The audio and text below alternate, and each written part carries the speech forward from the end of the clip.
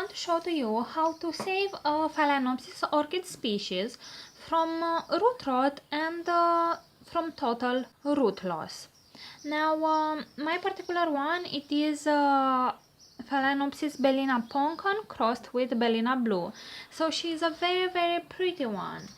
But ever since I purchased it 3 years ago from Schwerter, it kept showing me signs that she is sick. At first she had an fertilizer deficiency, and she was having all sorts of patches on the leaves that got better in time because I properly fertilized it. But she never had a good root system. She came with snails, and every now and again new roots stopped growing. As you can see here, this spring I had a lot of root tips starting to grow, but she killed them. And unfortunately, root tips that stop growing are a sign of fusarium, but because I actually applied the fungicide for this orchid, I hope she will get better. Now, if we see here, I still have one root that is about 4 centimeters in length, let's say, and a little one here. But this won't be enough to sustain the mass of the orchid. She is right now a seedling, but she can get quite huge leaves. Yeah, so whatever is the reason why your orchid doesn't have any more roots, you should take very similar actions. So at first you should cut all the dead roots, because mine killed roots slowly over time. I didn't really had anything to cut right now, but I had a big storm which knocked down my orchid to the floor, and I thought I would show to you how I'm trying to save her. So after you have cut all the dead roots, and you can see the dead roots by pressing gently on them, and if they feel mushy or if you pull up from the velamin and it's leaving a string behind, that means that root is dead. So you will need to spray all the orchid, the leaves, the crowns, the crevices, everything with hydrogen peroxide 3%, which will kill any snail eggs that the orchid might have. But also, if she has any fungus on it that is weakening the plant, the hydrogen peroxide should kill it. After that, I left the base of the orchid like that in a cup with water that was just touching the stem of the orchid here, because I wanted to get all this stem wet, because we often have when an orchid is weak and with no roots, we have old sheets that are dried up and quite hard sticked to the stem of the orchid, and we need to remove those because we really want to expose this little area here. Because when an orchid is weak and she doesn't have a lot of roots, the roots don't have the same strength to poke out through these dried sheets, and we need to make that job easier for the orchid. So by taking off those little sheets, we will expose the stem, and if any root wants to appear anywhere there, she will get easily on and she will start growing nicely. You will need to let the orchid fizz for about 5 minutes, after which you can safely pot up the orchid. Here I have a little cup. You can see it's a very small one, and I drilled here 2 holes. There are none on the bottom because I want to put this orchid in semi-hydro, and I will rescue her in semi-hydro.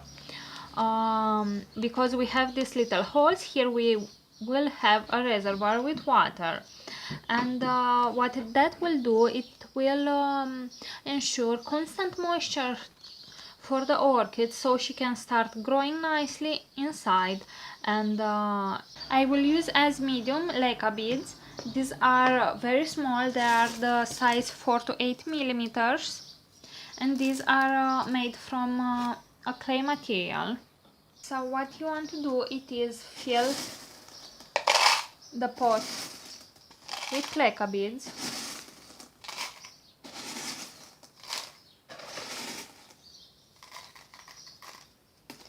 Now I will add a little bit of slow release fertilizer. You have links for the products that I use in the description of all my videos.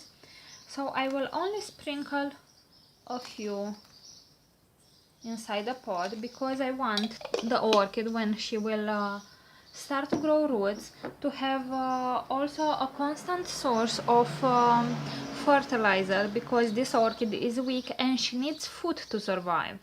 Now I will gently place my orchid inside, and you can see that the cup fits perfectly the leaf span of the orchid. And now I will continue to add more medium.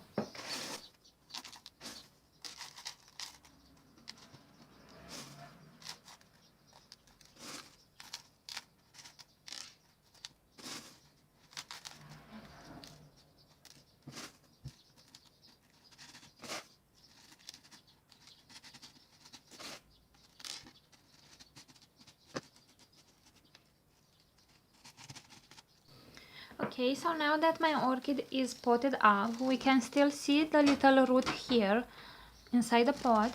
And now I want to discuss a little bit with you about Phalaenopsis orchid species.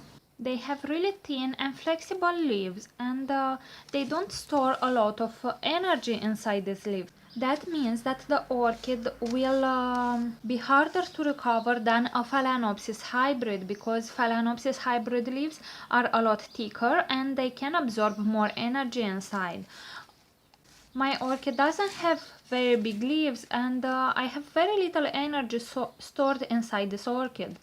Phalaenopsis orchids can store energy only in the leaves, and the roots work as storing devices for water. So because I only have that little root, I don't really count on it storing a lot of water, so she won't be able to tolerate drought periods. Now let's water this orchid. So we will wait to fill up the container with water, like so, and now we will let it drain.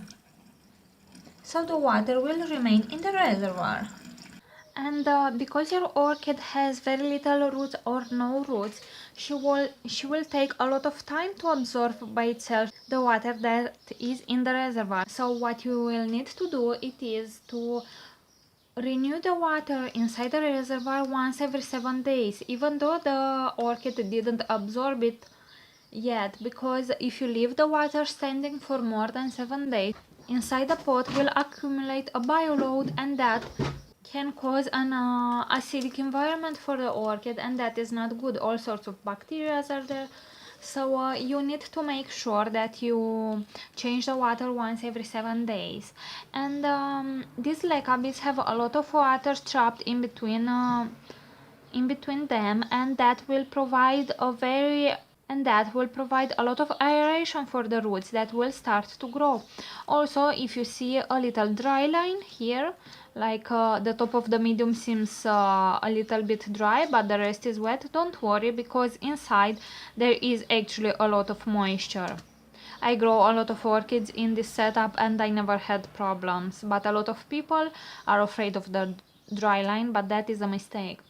Also, what you want to consider when you're trying to save a Phalaenopsis species, it is that because they like warm temperatures and good light, you will need to make sure that you keep her in a warm environment, but not very hot, because the rate of evaporation of moisture from the leaves will be higher than any moisture that can be absorbed from the roots that the orchid has or doesn't have.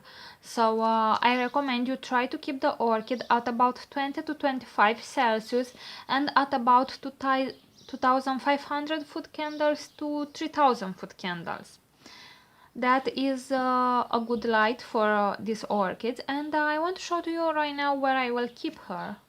Here you go. So my orchid will stay outside, and here she will have very good light, but she will also be shaded because this provides quite a lot of shade for the orchid. So I will leave her here where she will get also a lot of air ventilation, but you can keep her on a normal windowsill. I like to grow my orchids outside, so she will stay there. And after a few days, maybe 1 to 2 weeks, you should start to see new roots starting to grow. And at first, of course, they will start to grow slow, but as she will gain more and more strength, she will grow leaves and roots at a faster rate. I will make sure to do a lot of updates on her so you can see the development of my orchid. So alrighty guys, if you have enjoyed this video, please give it a thumbs up, and if this is the first time you are watching a video on my channel, make sure to subscribe to it so you can stay up to date with all my orchid videos.